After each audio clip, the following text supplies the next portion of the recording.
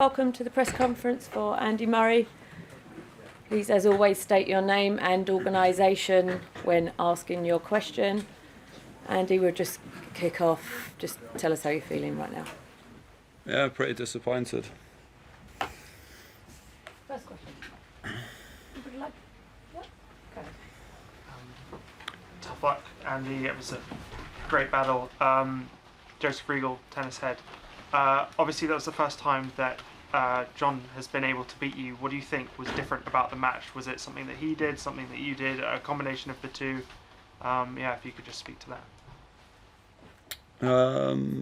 Well, I think the first few sets I didn't serve well.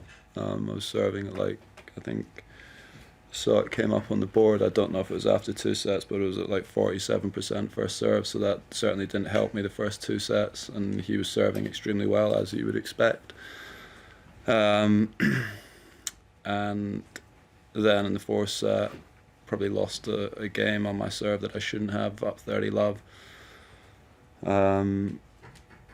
Missed one or two shots in that game, that especially one on the juice point out of backhand that should never really have missed. And then when I had more opportunities, he served extremely well, and didn't give me lots of chances, and when I did get them, I didn't get many looks at second serves on important moments on his serve. Andy, you said in the past the reason you're playing tennis is because you want to get to the latter stages of majors.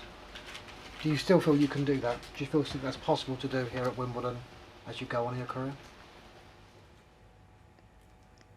Are you asking because maybe my opinion changed based on tonight's match? Yeah, has it changed? Does that belief based still... on tonight's match? No. I mean, I think most of the players on the tour would tell you that a match like that can be was won or lost based on a few points here and there, and I didn't play well enough on those points tonight. Like I said, I certainly didn't serve well enough at the beginning of the match, which I think is understandable. But look, he's a difficult opponent to play against. So like you said, I obviously played well against him in the past, but tonight's match, I don't see why it should change that view, really. James? Andy, I wonder if there are any positives you can take. I can tell you're very disappointed. Are there positives you can take away from this week? Recovering from the injury is harder as you get older generally. You seem to get back from that pretty well. Is that a positive you can take? Well, it was frustrating, and it didn't help. I was in a really good place physically, and my game was in a good spot, and it didn't help. The serve and return are the two most important shots in the game, and I was not able to serve for essentially 10 days off the back of Stuttgart, and it certainly, my ab was absolutely fine during the match and during the tournament and the last couple of days in the build-up, but it was frustrating because I was in a good place with my game, and that didn't help. But I mean, the positive is that physically I was fine during the matches. It was touch and go kind of on the Wednesday, Thursday before the tournament in terms of how I was going to be, but I felt good physically on the court. I just couldn't quite get the win today. Yeah. Hi Andy, Will Ryder for Kent Live. When you're playing someone with such a monstrous serve who can win so many free points and keep smacking the line, what are you telling yourself in between each point when you've got a foothold in the game and then he hits three aces in a row? How do you keep yourself together in those games?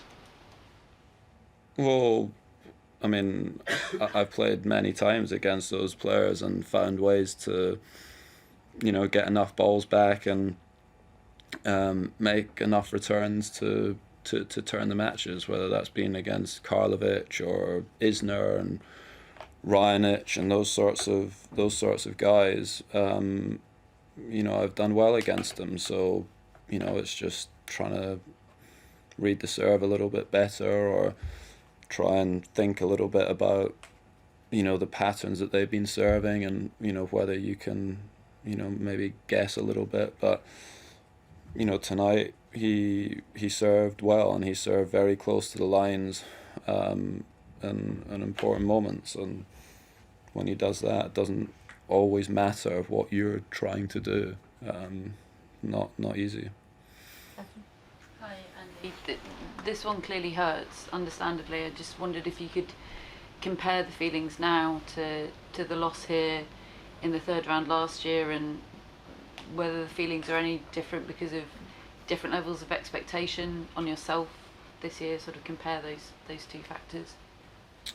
Yeah, I mean, last year was difficult for different reasons, because I was obviously really looking forward to playing at Wimbledon, but at the same time I didn't feel like my game was in a position to do well.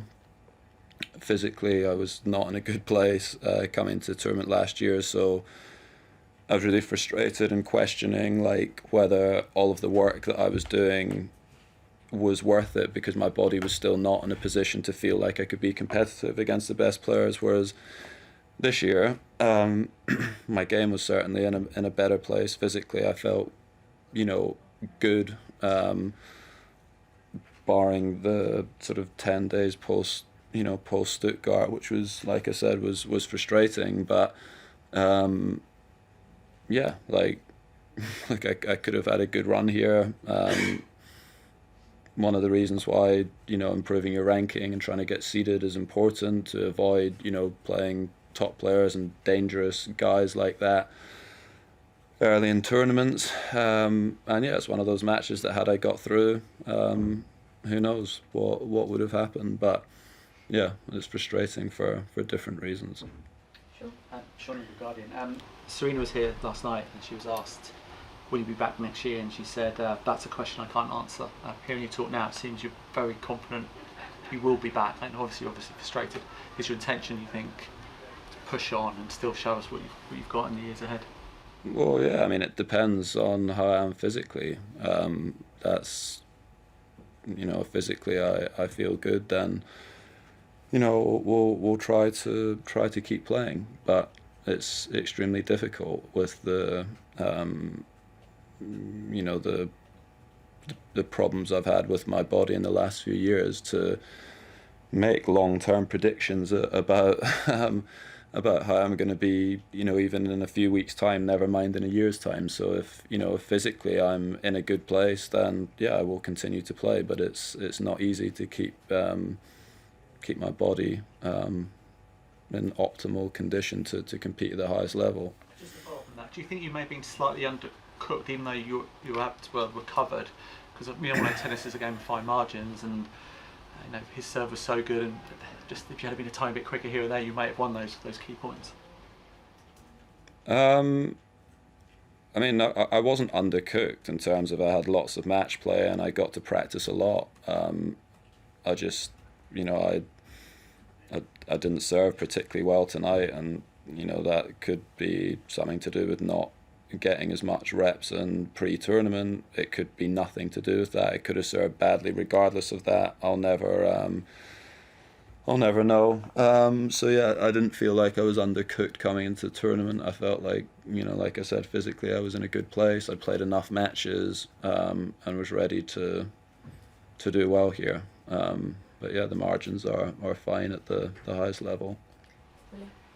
Willie Weinbaum from ESPN. Andy, you've discussed his serve, but beyond that, what was most impressive to you about John's performance and his strategy in winning against you for the first time? Well,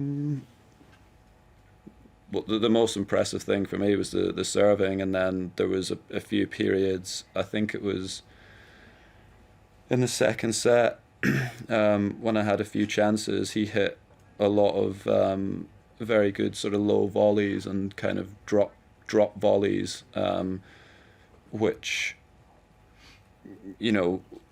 he can volley well. I mean, he's very competent volleyer and has, you know, done extremely well in doubles. But, you know, usually against you know, guys of his height, when you get the ball down low, you know, it's tricky for them down there. But there was a period in the match at the end of the second set where he came up with some, you know, some really, really good volleys and touch shots around the net, and that was a key part of the match, really.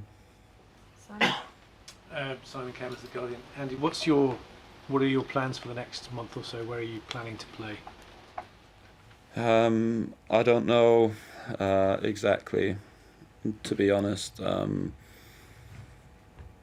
really want to try and improve my ranking to a level where I'm getting seeded in the slams. That was a goal of mine, sort of post Miami. You know, spoken to my team a lot about that, and that's something that I want to try and put myself in a position, you know, hopefully come the US Open, but if not the US Open, then, you know, going into the Australian Open next year where, you know, I'm seeded again, and that means obviously I'll need to be out there competing and winning matches, because, you know, it does make, like I said, does make things trickier. And, you know, I was coming into Wimbledon feeling like, you know, I could have a deep run, but, you know, if you're playing against, you know, top guys right at the beginning of the event, obviously makes it a little bit more challenging. And that's kind of what my goals are between now and the US Open. Just take one more here. Andy, just following up on that and the way you're feeling right now, and perhaps being different to last year, when was the last time a loss felt like this? I was pretty angry after the US Open last year.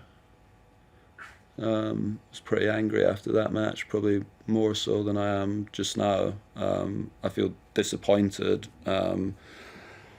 right now.